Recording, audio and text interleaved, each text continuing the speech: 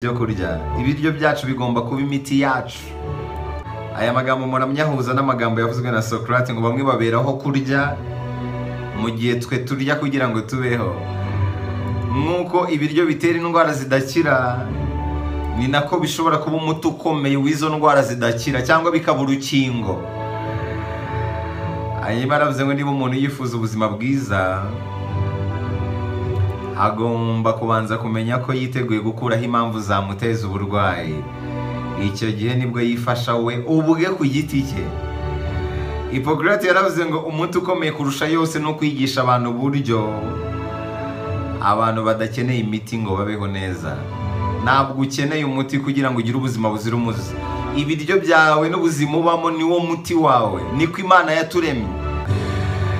Hanyuma yaravuze ngo indwara zose zitangirira mu nda. Ibyo ushyira mu nda nibyo nyirabayazana w'indwara zose. Uburwayi bwinshi butangirira mu nda. Yigeze no kuvuga ngo muganga aravura ariko kamere niyo ikiza. Yaravuze ngo niba utari umuganga wawe ku giti cyawe, uri umuswa. Ubuzima ubamo ni umuti wawe, ni urukingo rw'indwara izo arizo zose zishobora kwugariza ubuzima bwawe. Wibuke ko uyu nguyu ariwe watangije iby'ubuvuzi mu Burayi. Yigeze kuvuga ngo byaba byiza cyane kumenya ni muntu ki ufite indwara kurusha kumenya indwara iri mu muntu. Byaba byiza urebye umuntu ufite indwara kurusha kumenya indwara iri mu muntu. Mbere yo kuvura indwara iri mu muntu, banza umenye uwo muntu indwara afite ukuntu imeze. Urebye neza ubuzima ubamo, ibyo urya, imibereho yawe niyo ntandaro y'uburwayi. Ni byiza rero kumenya imibereho yawe ari nayo igutera uburwayi kurusha kwita ku burwayi buri muri wowe. Nubwo wabona imiti y'isi yose ibaho yose, n'ubundi udahinduye imiterere n'imibereho yawe, ntacyo iyo miti yakumarira. Wakira ariko n'ubundi ukazongera ukarwara. Ni ngombwa cyane rero kumenya umuntu ufite ikibazo kurusha kumenya ikibazo kiri mu muntu. Yaravuze ngo umugisha wonyine unaruta yose muyigirwa n'ikiremwa muntu ni ukuba ufite ubuzima buzira umuze. Nibyo mpora mbabwira ngo ubuzima niyo mpano ikomeye iruta zose waha abantu ukunda. Niyo mpano waha umugore wawe, waha umugabo wawe, waha umwana wawe, waha umuryango wawe, waha inshuti zawe, waha igihugu cyawe. Ariko uzi gusaza ukarwara indwara zatewe n'uburyo utiyitayeho ukiri muto, cyangwa zatewe n'ibyo washyize mu gifu, ugasanga imitungo yose waruhiye, abana bawe barayigurishije barimo bakuvuza, n'ubundi ubasize ahabi. Waba wararuhiye iki? Hanyuma Hippocrate yaravuze ngo iyo ukunda ubuzima uba ukunze ubumuntu. Aravuga ngo umunyabwenge agomba kumenya ko ubuzima ari bwo butunzi bwe. Ni nawe wavuze ngo burya kugenda n'amaguru, kugendagenda ni umuti mwiza w'umugabo. Burya siporo zose nizinakunanira uzajya ukora siporo yo kugendagenda, irahagije kuri Hippocrate. Aravuga ngo ibintu byose birenze birwanya ibidukikije. Ibintu byose bivumbuwe biri mu rwego rwo hejuru birwanya ibidukikije. Aravuga ngo buri kintu cyose cy'imirire y'umuntu gikora ku mubiri kandi kigahindura ubuzima bwe bwose. Ni nawe wavuze ngo igihe cyose ubabaye jya uruhuka. Burya igihe cyose ubabaye uhangayitse ujye utuza uruhuke, ujye wirinda gufata icyemezo igihe cyose ubabaye. Kubera ko icyemezo ufashe uyobowe n'uburakari cyangwa se agahinda cyagukozamo, cyagira ingaruka zikomeye cyane. Hippocrate yaravuze ngo isengesho ni ryiza rwose, ariko mu gihe uhamagara Imana ugomba nawe gushyiramo ukuboko kwawe. Ni bya bindi bavuga ngo Imana ifasha uwifashije. Ntabwo wajya hariya ngo urasenga gusa ibintu ngo bizikore, ugomba no gutera intambwe.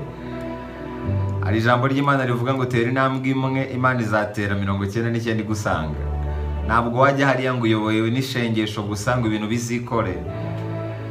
Mu gihe uhamagara Imana ugomba nawe gushyiramo ukuboko kwawe.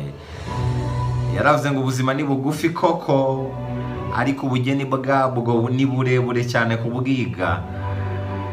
Ubuzima ni bugufi ariko amasomo yabwo ntabwo ajya arangira.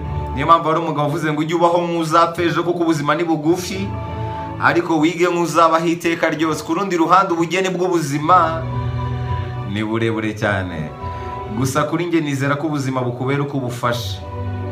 Iyo ubugize bugufi buba bugufi, wabugira burebure bukaba burebure. Iyo ubworoheje burakorohera, wabukomeza bugakomera. Hanyuma yaravuze ngo ninde ufite ubuzima bwiza hagati y'urya cyane n'unywa cyane. Hari abantu badakunda kurya, bakunda kunywa gusa. Ugasanga mu cyumweru inshuro aryamo ni nke cyane ugereranyije n'izanywa. Kuri Hippocrate yigeze kuvuga ngo byaba byiza unyweye cyane kurusha uko urya cyane.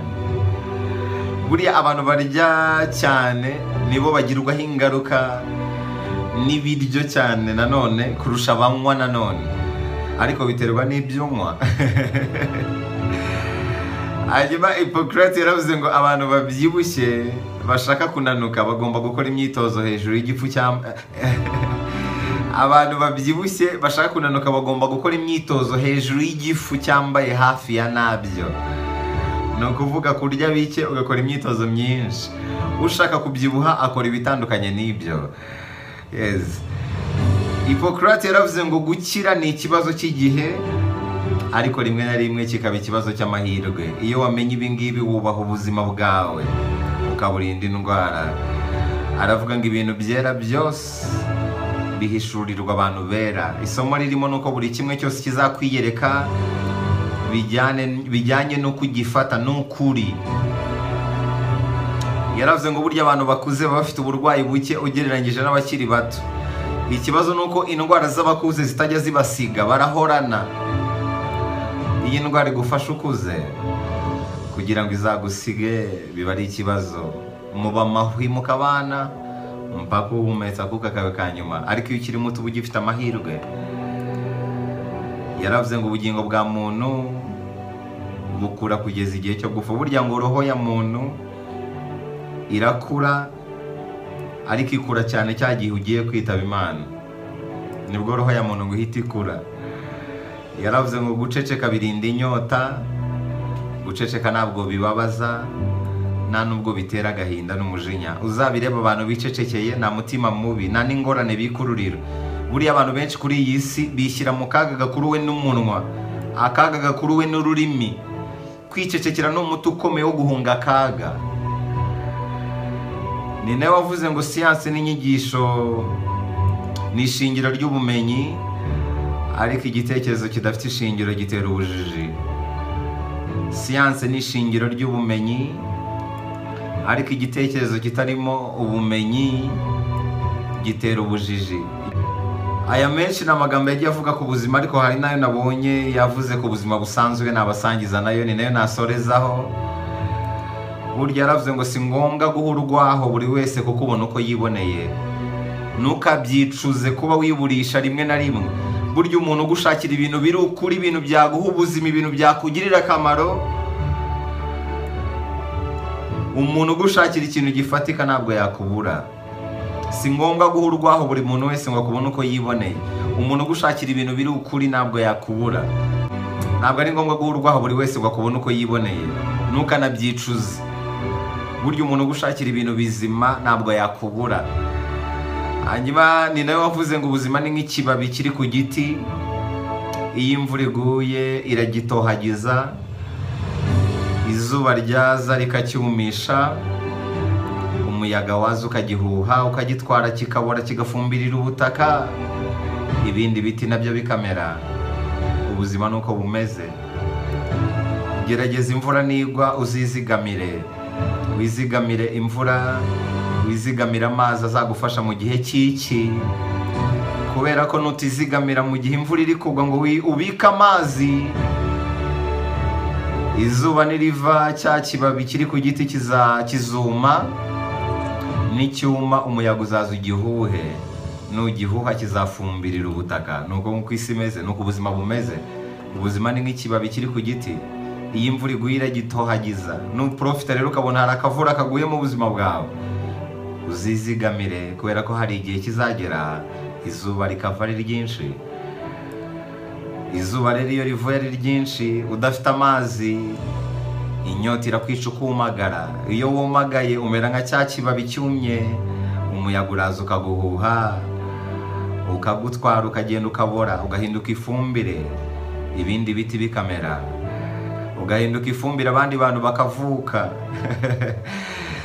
Hanyuma aravuze ngo mu mahitamo yose uzagira uzatsindagire ajyanye n'ibyifuzo byawe.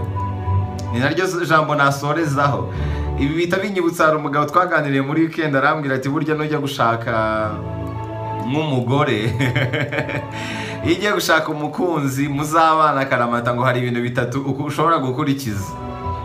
Icya mbere, ubu ngubu urukundo rwajemo imibare, abantu bose bamaze kubibona ko urukundo rusigaye rurimo imibare cyane kurusha urukundo rwa nyarwo. Niyo mpamvu divorce ari nyinshi cyane kurusha ubukwe. Rero hari ibintu bitatu abantu basigaye bakurikiza muri iyi minsi. Ni ukuvuga, hari ureba ubwiza bwo ku mubiri. Ni ukuvuga niba ubwiza ari cyo kintu ugenderaho, maximiza. Shaka uburyo umuntu uzashaka